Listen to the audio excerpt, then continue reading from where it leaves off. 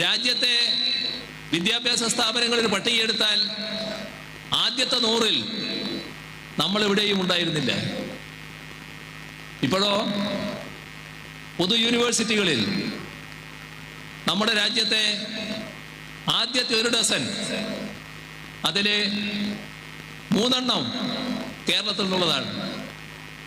9ാം സ്ഥാനത്ത് കേരള യൂണിവേഴ്സിറ്റി, 10ാം സ്ഥാനത്ത് കൊച്ചിൻ യൂണിവേഴ്സിറ്റി, 11ാം സ്ഥാനത്ത് ഗാന്ധി യൂണിവേഴ്സിറ്റി, 43-ലാണ് കാലിക്കറ്റ് യൂണിവേഴ്സിറ്റി നിൽക്കുന്നത്. ഇത് മാറ്റമല്ലേ? രാജ്യത്തെ ആദ്യത്തെ 100 കോളേജ് അതിൽ 16 കോളേജ് കേരളത്തിൽ നിന്നുള്ളതാണ്. മാറ്റം ഇനിയും മാറും, ഇനിയും കൂടുതൽ ശക്തിപ്പെടും. എന്തുകൊണ്ടാണ് ഈ മാറ്റം വന്നത്?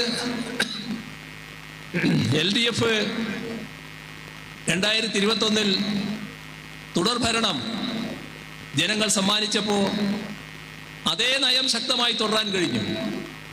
അതിലൂടെ വലിയ തോതിൽ കഴിഞ്ഞു എന്നതാണ് നമ്മൾ കാണേണ്ടത്. ഇവിടെ